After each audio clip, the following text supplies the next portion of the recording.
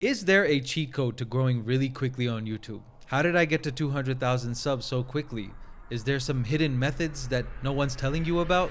Well, that's what we're going to get into this video. Make sure to hit the subscribe button if you guys haven't yet. I post travel content usually. This is something a little bit different. I want to tell you guys about my journey and how I got here. So the first thing is having a dream, having a vision, having something that you want to achieve, whether it be through content, whether it be through any means. For me, it was I wanted to travel the world. And then I realized, how could I travel the world and make money at the same time? So then I decided I'm going to do YouTube, because I did see that there were people making travel content similar to what I wanted to do, just to be able to travel, explore different cultures, try different foods, learn through traveling. Because honestly, I've learned more than I've ever learned in a classroom. I've learned through traveling. I decided to just pick up my things and leave. Now, why do I say have a dream and a vision? Because that's where everything starts. So if you don't have a vision and you don't have a dream to do something, then there's no starting point. For me, it was traveling. And then I parlayed that into content. It wasn't like, oh, I want to be a famous YouTuber or I want to have 1 million subs on YouTube, because I don't think that's a starting point. I think that's something you can build on top of your dream, but you need to have a vision. For me, it was traveling. So I decided I'm going to start a travel channel and we'll see how it goes. Now, having this dream does come with a lot of sacrifices, of course. And that's something that's very important. When you say you have a dream and you have a vision, now, in order to achieve that, you have to make sacrifices. For me, those sacrifices was time. I left in 2022, at the end of 2022. Now it's 2026. I haven't gone back and seen my family more than 2 or 3 times. So a lot of time away from my family. That was probably one of the biggest sacrifices, not having time with people in general. I'm constantly on the move, constantly on the go. And, I sacrificed a lot of time with family. On top of that, money. People think YouTubers are all rich, making tons and tons of money, but especially in the beginning, you're not going to make tons of money. That's just the reality of it. Even now, about almost 4 years later, I've been doing this.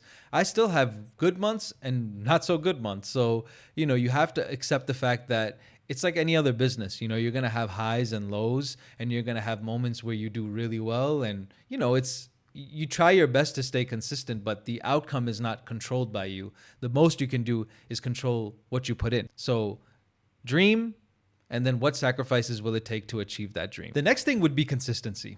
Obviously, as I mentioned before, the only thing we can really control is what we put into it. The outcome, obviously, there's algorithms, there's, whether people will click or not click, or, you cannot control outcomes always, but what you can control, how much time you put in. And that's why I said one of the things you have to sacrifice is time, because of the amount of work it takes to make content. In the beginning, you have to be so consistent. I'm talking about when I first started doing YouTube, I was dropping 4 videos a week. And obviously in the beginning, you're still learning how to edit. You're still trying to figure out how to make the content. So maybe the content won't even be as good in the beginning, but you have to stay consistent. Even you start to compare yourselves with others and you're like, oh my God, this is not that good. I don't know if I sound good on camera, or if I look good on camera, or is my content even good? But even through all of those thoughts, you still have to conquer all of those things and stay consistent, because that's the only way to grow. As I mentioned, we're trying to figure out how to grow, right? And so one of the key things was just being consistent in the beginning. Let me show you over here. So in the beginning, I was literally I was dropping 4 videos a week. I don't know if you can see it says 3 years ago, but literally, this is Malaysia. This is 1 week. 1, 2, 3, 4. Each video is like 17, 14 minutes, 20 minutes, 13 minutes. And this was in the beginning. Now, obviously at that time, I was probably focusing more on quantity rather than quality. And whereas now I focus more on the quality of the video rather than quantity, because I've grown in the space, and it gives me the time to be able to take my time with each video, which allows me to put out better quality videos. In the beginning, one of the most important things is definitely you have to be consistent. Depending on your niche, some of you might be wanting to do tech videos. Some of you might want to do travel videos. Some of you might want to do videos about DIY stuff around the house, depending. But you should find your niche and figure out how you can stay consistent. So it has to be something sustainable. So you figure out like, okay, I'm able to drop 2 to 3 videos a week if I get into this niche. And how am I going to do that? Maybe in the beginning, you start off your catalog by recording a bunch of videos in the beginning and not posting them. And then you start posting 2 a week, 3 a week. And then you have to do your best in the beginning to try and maintain that consistency. So I would say number 2 is definitely consistency. So number 3 on my list would be one thing that I think a lot of creators underestimate is just how important thumbnails are. You can spend days researching, filming, editing, making the most amazing video, but if people don't click on it, then none of that really actually matters, right? So before anyone watches your content, the first thing they're judging is your thumbnail and your title. And that's literally what decides if people are going to click on it or not. So that's why I want to thank 1 of 10 for sponsoring this part of the video, because they have become an essential part of my workflow. I'm going to show you guys one of the features that I've been using a lot on 1 of 10 is their thumbnail generator. And I just love it because instead of staring at a blank Photoshop file, wondering where you're going to start, I just enter my video title and it generates multiple thumbnail concepts. So I'm actually going to make the thumbnail for this video right here in front of you guys. How did I grow to 200K subs quickly? And the cool thing also is you can insert your face, right? So I have some face shots that I could use. Save my face, and then boom. Let's generate. Here we go. We got a few concepts here, which is really nice also because you see the cool thing about this AI thumbnail generator is it's not like actually replacing your creativity. You still have to use your creativity, which I'm going to show you how I do that in a second. And you have to think about the visual hook as well, right? So we have these few concepts here. This one I don't like. There's too much going on. This one it's kind of too basic, right? But I do like this concept. They have an editor, so now I can use my creativity and my ideas to change this. Now, I don't really like the background of this one, right? So what I can do is actually, I don't mind the text and the chart, but the background, it's using my original room background. So now what I can tell is change the background color to a solid red. And look at that, guys. We went from having just my face picture to the concept of the video to having this as the final result. You can make changes. I don't have to jump between a bunch of different programs. It's like designed around YouTube thumbnails. As you can see, like it knows exactly what you need for YouTube. It's not for like generic social graphics. It's built around visual patterns from high performing YouTube content. So it makes it really useful for thinking through like how you're going to get people to actually click on the video. So if you guys are serious about growing on YouTube and you want to create better thumbnails, check out 1 of 10. I have a special offer for you guys. You can get your first month for just $1. Just click the link in my description and it'll get you guys ready and set up to start using 1 of 10. So number 4 on my list would definitely have to be, I think one mistake that a lot of YouTubers make in the beginning is they copy too much from people in their space. Now, that's not to say that you shouldn't take inspiration, because even me in the beginning, I took a lot of inspiration from other creators that were in the travel space for sure.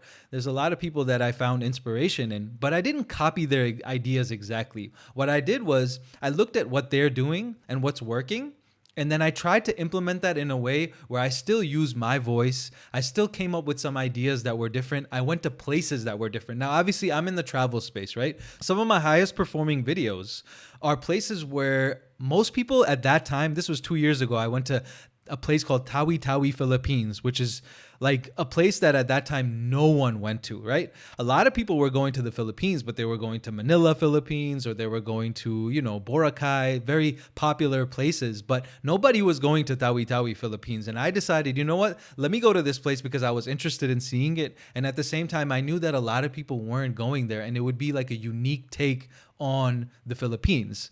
So that's basically to show you guys that you can definitely take inspiration from others, but it's very important to find your own lane within your niche. So whatever niche you're entering, you know, for whoever's watching this, you guys might have some different ideas, but whatever niche you plan on entering, you got to do it in a way where you're still finding your unique voice within that space. So number 5, last but not least on my list, is finding gratitude within everything that you do and all the little successes that you gain on YouTube or in anything in life. To be honest with you, a lot of times the thing that bogs us down, stops us from being consistent, stops us from getting the work done is the fact that we're comparing ourselves to others, and the numbers and the views and the likes and the comments and the shares. How come I'm not getting as much likes as this person? My content is better than this person. How come I'm not getting as many views? What's going on? Like, how come I'm not as successful? I've been doing this longer than them. It's very normal for content creators or anyone to have those kind of feelings because, there's a quote that's very famous. I forgot who said it, but comparison is the thief of joy. Human beings, we tend to compare ourselves to others, and we compare ourselves to the success of others. It's important to remember that everyone has their own journey. So when it comes to YouTube, you are going to have your own journey. It may look similar to someone else's, but you are your own unique person. So finding gratitude, and I'm a believer in God, so I believe that you must be grateful for the things that you're achieving, the things that you're given, every little thing. So every little win, the fact that you were able to stay consistent and drop a video every week, that's a win. You say, man, you know what? That's great. I've been consistent. Doesn't matter about the numbers. And then when the numbers start coming, wow, I got 100 subscribers. I remember when I had 0. Or wow, I got 500 subscribers. I remember when I only had 50. And now I just reached monetization at 1,000 subscribers. Wow, this is really, really growing. Not being like, oh, I should be at 100,000 by now. If you compare your success to others and you say, oh, why am I not as successful as the next person? You will never be happy because there's always going to be someone more successful than you. That's just life. That's the reality of it. There's always going to be someone who has more views than you. There's always going to be someone who's doing better than you. But then at the same token, there's always someone who's behind you and working to get to where you are. So you have to look at both sides as well. Everybody's journey is different. Don't expect your journey to be like mine. It's going to be different. It's going to be beautiful. You're going to have ups and downs. Remember that. But enjoy the journey, guys. And with that being said, remember, continue to learn, continue to grow, and there is no growth until you leave your comfort zone. I'll see you guys on the next one.